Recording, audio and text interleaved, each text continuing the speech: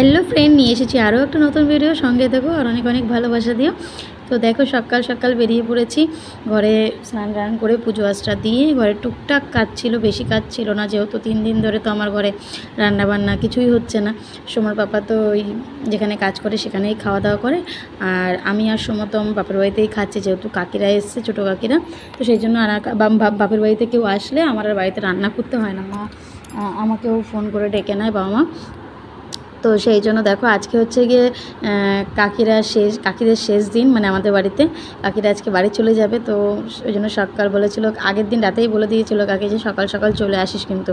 তারপর আবার মা ফোন করেছে সকালবেলা। তো দেখো সকালবেলা উঠে স্নান টান করে ছেলেকে নিয়ে চলে এসেছি। আর আজকে একটু তাড়াতাড়ি এসেছি আরও একটা কারণ, সেটা হচ্ছে মা বাবাকে নিয়ে একটুখানি মেডিকেলে যাবে। তো বাবার একটু শরীরটা খারাপ, সেই জন্য। তো মা আর বাবা দুজনে দেখো সকালবেলা খেয়ে দিয়ে বেরিয়ে গেছে। আর আমার মা কিন্তু সকালবেলা উঠে রান্না বান্না সব কমপ্লিট করে রেখে গেছে। মায়েরা সব পারে, তাই না? মায়েরা কি না পারে। তো দেখো কত সকালে উঠে রান্না বান্না সব কমপ্লিট করে রেখে গেছে। এই যে চিকেনটা আগের দিনে ছিল একটুখানি, সেটাই মা গরম করে রেখে গেছে। আর টক ডাল বানিয়েছে। এই দেখো আগের দিনেই আমার ছোটো কাকা আম এনেছিল। কাকা যে বাড়িতে থাকে সেই বাড়ির আম গাছটা কাটা হয়েছে, তো সেখান থেকে কাকা আম নিয়ে এসেছিলো আমাদের জন্য। সেই আম দিয়ে টক ডাল বানিয়েছে। আর চাটনি বানিয়েছিল আগের দিন আমাদের সামনের বাড়ির গাছের আম থেকে।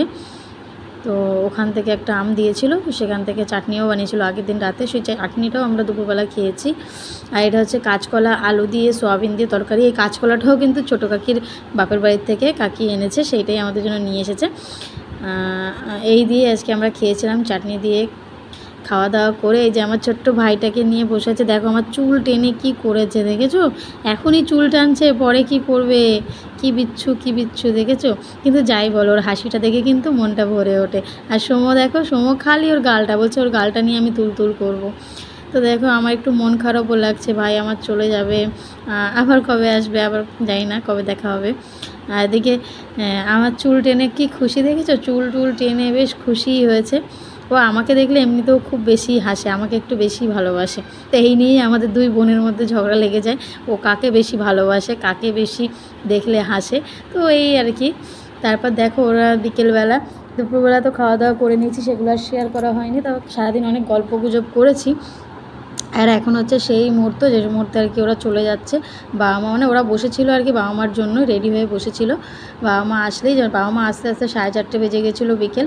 তো কাকিরা রেডি হয়েছিল। আর দেখো আমার বাবা তো কিছুতেই যেতে দেবে না, বলছে না আজকে আমার বাবাটা থাকবে।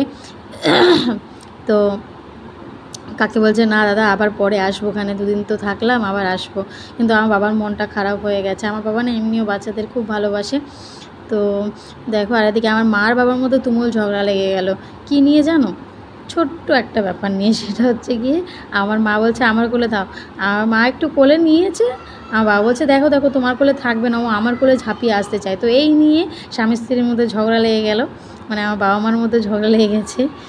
তো এদিকে দেখো আমার ভাইটারও মনটা খারাপ হয়ে গেছে, দেখছো? এখন আর হাসছে না, ও বুঝতে পেরে গেছে যে ও বাড়ি যাবে। আর সোমো যা কাণ্ড করেছে আজকে, সোমোকে ওর ছোটো দিদা, মানে আমার ছোটো কাকিটাকে ওরা এমন করে বলেছে যে তুমি যাবে এখন, মানে এখন তো ও আর ওদের পিছন ছাড়বে না, এখন যাবেই ওদের সাথে। আর এদিকে আমার বোনও যাচ্ছিল, কাকি আমাদেরও বলেছিল যেতে, কিন্তু আমি এখন যাব না, আমি পরে যাব, এখনও তো 2 মাস ছুটির এখনও তো শেষ হয়নি, পরে যাব। এদিকে আমার ভাইটা দেখো, ছোট্ট ভাইটা টাটা করে দিচ্ছে। তো ওরা অটোতে উঠে চলে যাবে 3 জন মিলে। আর আমাকেও বারবার বলছিল, কিন্তু আমার এই যে বললাম একটু এখন ব্যস্ততার মধ্যে আছি, তো এখন যাব না, পরে যাব সোমোকে নিয়ে। আর সোমো তো কী বলবো, আমার ছেলে এত পরিমাণে কান্না করেছে, কেন আমি ওকে যেতে দিইনি। আমার ছোটো কাকি বলছে থাক আমার সাথে যাক, যেহেতু সুমকিও রয়েছে, কোনো অসুবিধা হবে না।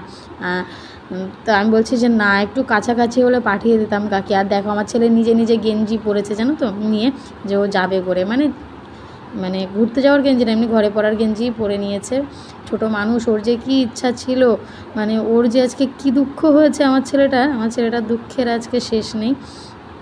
ওকে দেখলেই তোমরা বুঝতে পারবে মানে কত দূর চলে গেছে। দেখো দিদাদের সাথে আবার ডেকে নিয়ে এসছে ও দিদা গিয়ে বলছে যে কাঁদে না, দেখো দিদার কোলে উঠে কত থামানোর চেষ্টা করছে, ওর দাদু চেষ্টা করছে, তাও হবে না, ও যাবেই। আর ওর ছোটো দিদারও মনটা খারাপ হয়ে গেছে, ওর মিমির মন খারাপ হয়ে গেছে, ওদেরও যেতে মন চাইছে না, বলছে ছেলেটাকে নিয়ে যাব। আমি বলছি না, ওর বাবা আমাকে আসলে বলছে তুই জামাইকে ফোন কর, আমি কথা বলবো। আমি বলছি না, আমি কি বলো তো, তুমি বোঝো না, তোমারও তো ছোটো বেবি আছে, মনটা কেমন লাগে না, কাছাকাছি হলে ঠিকই পাঠিয়ে দিতাম।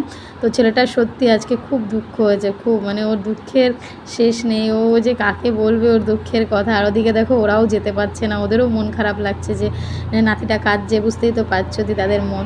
তা আমার কাকি আবার বাড়ি গিয়ে ফোন করেছিল আমাকে যে নাতির কি কান্না কমছে? আমি বলছি হ্যাঁ অনেক কষ্টে। দেখো বাড়িতে এসেও খুব কাঁদছিল, আমি ওকে হাসানোর চেষ্টা করছিলাম, আর ক্যামেরার সামনে আমি এই জন্যই এনেছিলাম, ও কাঁদলে তো লজ্জা পায়, সেই জন্য ক্যামেরা দেখলে ও কান্না বন্ধ করে দেয়, তো সেই জন্যই আনার চেষ্টা করছিলাম।